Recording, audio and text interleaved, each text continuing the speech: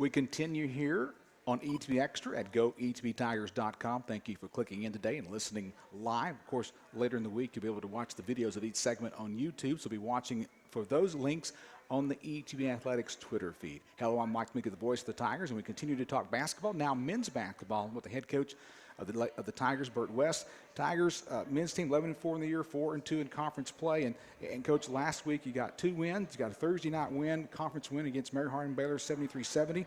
And then you traveled to Jackson, Mississippi to play Belhaven, which is a non-conference game, as Belhaven's in their first year of the conference. You win that ball game 66-56. Which game you want to talk about first? Which win you want to talk about first? Either the Thursday win over Mary Hardin Baylor or the win over Belhaven? Let's talk about Mary Hardin Baylor. All right, let's go back to a week ago against Mary Hardin Baylor, a game which you won 73-40. You had 4 players that night in double figures. Tyler Day had 16, Jordan Quinlan had 12, Brett Atkins with 12, and Dylan Augustine with 11. A good night for your Tigers because you got the victory, but it was close. It was close. Mary Hardin Baylor, just got such a great program, Hall of Fame coach, program that's been at the top of the standings for 10 years, just year in and year out, they're there. And earlier in the season, they played Whitworth when Whitworth was ranked number 2 in the nation. And that game was just nip and tuck all the way and down as close as inside of 3 minutes. Mary Hardin Baylor actually had a 4-point lead. And it just continued on right to the finish. And Whitworth barely beat them. Whitworth is now ranked number 1 in the nation. And so that's good for us. It's good confidence boost for a team that's trying to get better as we are, and we think we're one of those kind of teams, and that would be, the proof will be in the pudding if we'll continue on. But I was real proud of the Tigers. Shot the ball well, rebounded well, defended well, got after it, and didn't play quite as well, didn't protect the ball quite as well down the stretch as we would like to have. But other than that, it was just an outstanding game. So I was real proud. Well, that Mary Hardin Baylor went, I don't take it to the final 20 seconds. You're only up by 1. They get the ball. They got a chance to go down to hold the ball and win, but a great steal by Junior Mitchell and then a pass to Tyler Day. They foul him, put him at the line. What was going through your mind as that transpired? Well, I was disappointed it got to that point, and I was thrilled for the outstanding play that Mitchell made. And then when Tyler Day got fouled, he is an excellent free throw shooter, and he doesn't get to the basket very much, and sometimes he's not in the right position at the end of games to get fouled. And he's a guy we would always like to see on the free throw line. Just a really, I'm sure he's mid-80s to high 80s for his career. Hadn't shot many free throws this season, but I was very comfortable and happy to see him at the line. And then, of course, all we needed was 1 stop after he knocked those 2 down. But he's clutch. He's a good shooter. He makes the 2 free throws to give the victory over the Tigers, give the victory over the Crusaders 73-70. And after you get that win, you travel to Jackson, Mississippi to play Belhaven University. That was a game that didn't start off too good for the Tigers as you saw yourself down by 15 points, but what a comeback. That turned out to be fun. I wasn't having very much fun the first 7 minutes or so. We were... we have to understand our situation. We're in a foreign place and an unusual gym, and it is packed out and roaring. And it's packed out with like 260 people. It's a very small stand area. And we didn't get off to a good start, and they did. They're a pretty good team, but I was talking with Adam about it, and new teams coming in have to learn how to play in this conference. New players coming into the league with different teams have to learn how to play in this conference. It's a really good fundamental league. People are in your way defensively, and they help and recover.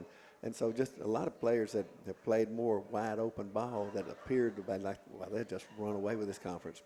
It doesn't happen. They've got to learn to play basketball the right way, and then they can succeed. So Belhaven's got to learn. They've got a good team, good players, good coaches, and they're going to be fine. But right now, the only games they have won has been at home. Mm-hmm. And so they're desperate for a win. If they could beat us, it might turn their season around, just catapult them on into more success this season. And so they came after us, and like I say, jumped on us 15-0. Along with that, we were 0 for 13. 0 for 13. I didn't see that in the box score. From the floor. We had not scored, and from that point forward, we shot about 55% from the floor and fought back and got the game to a three-point situation at halftime. And then they fought us really hard there for the first few minutes of the second half. And our guys really played tough-minded. They played physically tough. And without fouling, we got after it really well. And so it was pulled away, and you know, it was a really good victory. It's really good for the kids to see that, you know, that you can get down early and things not go well, and they can turn it around. And just a lot of people contributed. When things were going poorly, the people on the bench were just, you know, really up and enthusiastic, encouraging. And once, early on, we just took all 5 people out and put 5 new people in, and they were scrambling and wasn't doing much better, but the 5 that came out was rooting and tooting for them. And we just used the whole bench, and everybody contributed, and things worked out for us. So you get a come-from-behind win over Belhaven, 66-56. Now you move into this week's game. You host UT Dallas this Thursday night, tomorrow night, 7:30 in Ornelas, and then Saturday you host University of Ozarks. Let's talk about the game tomorrow night with UT Dallas coming in, a program that is top-notch in our conference as well as the nation. Always a tough game when they come in Ornelas. Or anywhere else you see those people. They, again, I believe, I would not be surprised if their coach does not end up going into the Hall of Fame. What an outstanding job he does. And they, again, they're the other program in the league that's been consistently up there for about 10 years. And so it appears that they have the best defense in the conference. It appears they are the best rebounding team in the conference. It also appears they're the best shooting team in the conference. It appears they're ahead in the conference. And so it'll be up to the Tigers to, we're about second in most of the categories to them. And our guys are confident. They prepared well yesterday. We will prepare again today. And we're confident that we can compete with them. And it's exciting that they have one more victory than us, so they're a half a game ahead of us in the standings. So it would be it'd be a good thing. It's a fight for first place at this point in time. And so it's I don't know how important seedings will end up being. I don't think I want to be fourth. I don't want to play the first place team from the other side, but anybody can beat anybody, and this is such a rival game. The first place thing almost takes second billing to the fact that, hey, this is UT Dallas and ETBU, and that's what's important. What about the parity in a conference this year? When I look at the scores come in, I went, whoa, so-and-so beat so-and-so. That usually doesn't happen. And as you look at the conference standings, Texas Dallas 5-2, ETB 4-2. This is in the East. Laterno 5-4, Louisiana College 2-3, Texas Tyler 3-6. It's just a mixture of teams that could beat anybody on any given night. And unfortunately, a lot of them are looking at us as though we're something special, so they're giving a little extra, trying to knock us off and move their season forward. I hate it. I want it to be really good and everybody else bad. That's what I would enjoy. But unfortunately, it's not that way. People who are trying to grow their program and maybe aren't quite as far along as we are and Dallas is and Mary Hardin Baylor, those people are loving it because it's just apparent you can beat anybody. And that's not fun for me. I want to win every game. I don't enjoy all those people having such a great chance to beat us. But the Tigers are going to fight hard, and I'm looking forward to the UT Dallas game. It'll be a great confidence builder for us if we can take them out, and we're going to get better either way. Might not be fun for the coaches in the conference, but for us fans in the American Southwest Conference, it's fun for us to see all these teams able to beat everybody on a given night. Well, Coach, let's talk about the Ozarks game. You got to play Texas Dallas Thursday, and as the conference schedule goes, Saturday you're playing Ozarks. All I tell you about Ozarks is let me be sure I got this straight. They went to Belton and beat Mary Hardin Baylor. So I don't even want to talk about them. Let's just focus on UT Dallas, and I'll try to get ready for them second. All right, Coach. Well, Coach, thank you for your time on E2 Extra. Looking forward to being Mike's side and calling the Tigers this Thursday night. Lady Tigers at 5:30 against UT Dallas. The Tigers at 7:30. Of course, you can hear the broadcast of the game at goetbtigers.com. Just go to the game day page to see the links to the either audio or to the video and audio of the game as well. That's going to wrap up E2 Extra today, live from the Student Center of East Texas Baptist University, or Nell Student Center. Before we go, I need to talk about the fan vote, and Adam never gave me the results, and so we got to keep talking here for just a moment.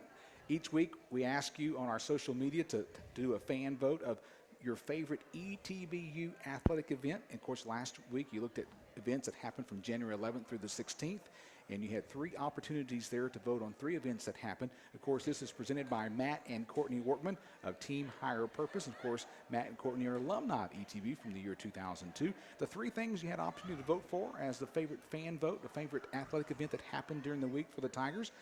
You have a chance to vote either for Scotty Walden being named the new head coach of Tiger football. Of course, he was our first guest on the show today. Lady Tiger basketball, they've had the most wins since the 2012-2013 season, as they have 11 wins already this year.